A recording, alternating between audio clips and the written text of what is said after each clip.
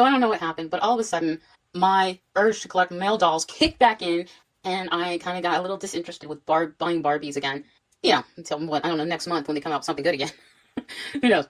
But in the meantime, I have been searching for the kind of Ken dolls that are unique and prove that Mattel or Barbie can do a good Ken. So today, my comparison is Superman 2 Mattel doll or Ken doll and Superman 1 based on Christopher Reeve's, the original, for me, Superman. It's an old movie, and he's also an older doll. But I'm going to be saying, from my perspective, which Ken I personally feel is the better Ken. The points of criteria that I'm going to use are: 1, storybook criteria. How original do these dolls portray the original comic book character? 2, which doll I think is best as an action figure collector? And 3, which one I feel is best based on my criteria for a male doll collector? And 4, the quality between these two dolls. Okay, so when I was reading comic books back in the day when I was young, Superman was supposed to be an alien who came to the planet Earth, and when he came to the planet Earth, he noticed that his physicality had changed. Not that he looked stronger, but that he had super abilities while on the planet Earth. But for the most part, because he grew up, you know, in the human culture, he could relate more to humanity, and because of that, he wanted to protect the people he loved, human race. This is kind of similar to an alien or an immigrant coming into another country, discovering that they like being in that country and wanting to assimilate to the country they're in and protect it. That is the character that Superman presents. Now, the other key points of Superman is that most people felt he was unassuming. Typically, he would be wearing glasses, a suit, because by day he worked 9-to-5 job. He had what most people today would call a sleeper build. And so even though a lot of people were like, oh, so people can't tell he's Superman just because he's wearing glasses? Like, does he have some other magical ability that prevents people from recognizing that he's Superman? The thing is, he kept his head low, he was very unassuming, and then he would also save the world. Now, this concept is something that has sadly gone out. I mean, think of the things that this older story version of the story is saying. It's saying that you can just be your average guy, but you can still use your abilities to do superhero stuff. You know, you too have the potential as a normal, average, basic guy to be super. Today's Superman is muscles. Like, there's no way with those kind of muscles he could ever pretend to not be strong or super, right? Whereas the older Superman had that capability to fit in. And because of where the comic book story lines up, that is why I'm naturally leaning towards the older version of Superman as being the better doll. 1 point for the older Superman.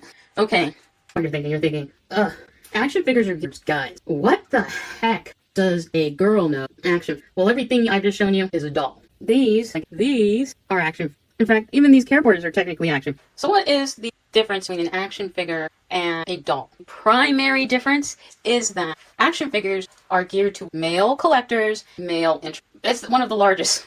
The second one I find is that action figures don't usually have very much cloth material. And if they do have cloth material, then usually it's not something that you can in out of like a doll. Okay, let me see if I can find an example. This Sailor Moon is, okay, and she has no cloth parts. Her hair is made of like a rubbery material, and she's kind of like, I believe, like a Polly Pocket, which I don't believe is considered a doll, and obviously she's not small, but, and she actually does have extra like shoes so that you can like totally take her apart and then change out her skirt or her top so that she's not dressed, you know, as in her sailor outfit, but is dressed in like her school uniform. They still have moving parts. They usually have interchangeable features like that Sailor Moon, like I was saying. Action figures usually come with accessories, be a weapon or a hands, multiple hands, feet, just basically changeable parts. But the other thing about action figures, I don't know why they're called action figures. Oh, those are more figurines. But action figures can, because they're mostly plastic, they can end up looking more closely to the character they're representing. So when I compare these two, they both are posable. They both look like the characters they're supposed to represent. He looks like Christopher Reeves. He looks like Henry Cavill. You know, both bend at the knees, at the legs. This one does not bend at the ankle. I'm not sure if he does either. I don't think he does, but he bends at the knee. Makes weird clicking noises. And he bends at the arms And his wrists move, his wrists don't.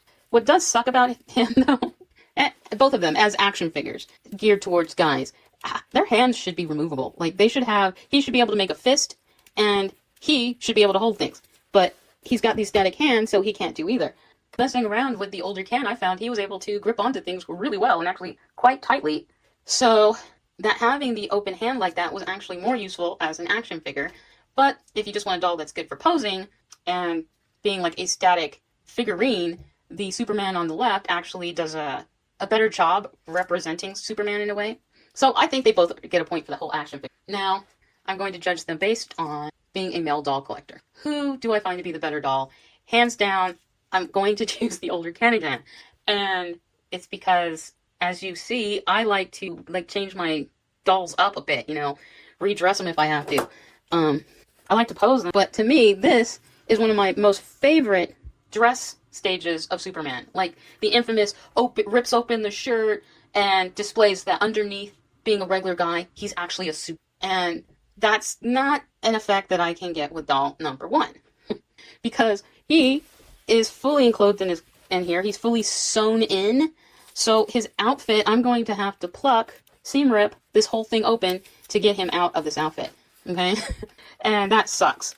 The rubber, well, I'll talk about that later. But for me, as somebody who changes their dolls and might want to do something with them, I feel like this doll was not given the ability to be anything other than Superman. That's it. He's Superman. He's never a normal guy. But I think he's from I said, Superman 2 earlier. He's actually from Batman versus Superman. So I never actually saw that movie, so it's possible that he never goes into a human mode. All right? The other thing as a male doll collector that I prefer about the older version is he's got real hair. I always prefer when my male Kens have real hair. In fact, if it wasn't for his unique muscular body type, I probably would have not been interested in him because I really don't like molded hair. But I was interested in him because I thought the color scheme of his outfit was quite nice, and I liked his unique face mold, and I just was like, hero collecting spree right there. So, winner. Okay, so as a male doll collector, I'm going to do things that you've probably never seen any guy do with their doll collection. I'm going to take a seam ripper and I'm going to open his outfit. Okay? Be right back. So, lucky me, when you open it up, there's this extra flaps of material on both sides. That means I can easily add Velcro to both sides so that I can reclose this back. Also, to get him out of his boots, I'm going to have to cut from here to here to take his boots off. So now it's time to compare the quality of the dolls. Is this going to be an easy win for the Superman 1 doll? Because older dolls come with better quality clothing. The material itself is generally a higher quality with unique details not printed onto the fabric. So I hope you don't mind doll nudity because these dolls are showing it all. Superman 1 has a body typical of 90s Mycene Ken dolls with 7 points of articulation and the hips splay sideways. Any muscles this doll had were built into the suit. The suit actually has padding around the biceps, triceps, and abs, but none in the legs. The thickness of the material is outstanding. Unlike the Henry Cavill Ken, he has a real plastic belt with an S engraved on it. His chest emblem is also embossed plastic and is larger than the emblem on the newer Superman. The rubber or plastic used for the boots, you can visibly see the difference in thickness and durability. While the cape for the older Superman is a heavy satin, there are a few things I don't like about it. Things that literally taint the quality of the suit. First off, I bought the newer Superman out of box, but there was literally no way I personally would maintain Chris Reeves in the box he came in. It looked like they pulled it out of a flooded house. The cardboard had been wet at one time. The inside, everything was covered in dirt and dust. The plastic yellowed. So I had to hand wash everything. And a lot of the dirt refuses to leave the cape. On top of that, it bled everywhere. I'm not sure if the colors are washing out because I'll definitely have to wash it again. Even after it dried, apparently it was still damp enough to leave red marks on the back of the arms of the suit. Third, it's so much shorter and less dramatic as the cape in the original movies or Henry Cavill's cape. And it has no flow, it's incredibly stiff, unless they were trying to suggest it was like an armor.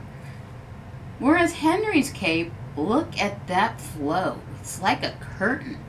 And not any curtain, but a nice heavy duty cotton blackout curtain. It has a wonderfully dramatic length and manages to sit above his shoulder, making Superman appear even broader. This cape easily attaches using Velcro on each shoulder, whereas Chris's cape only had Velcro on one side. I will have to pop the threads and add Velcro on the other side so it works like this one.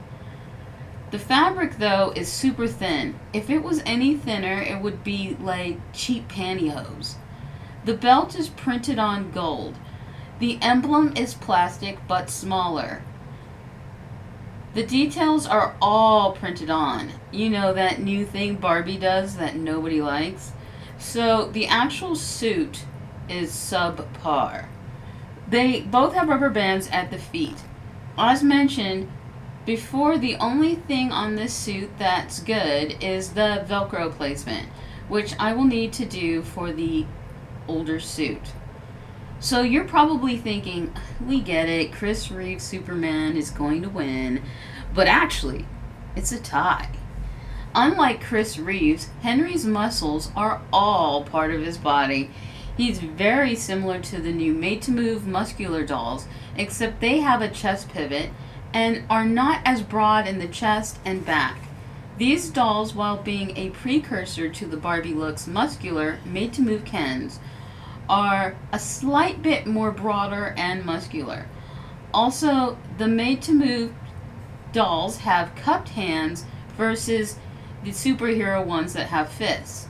The only thing that could make this Ken better was if his hands were easily detachable and he came with other hands. So there are no pads here. His biceps, triceps, quads, glutes, abs, all chiseled in to this doll's plastic, making another great Mattel body add-on for my collection, earning super bonus points for me.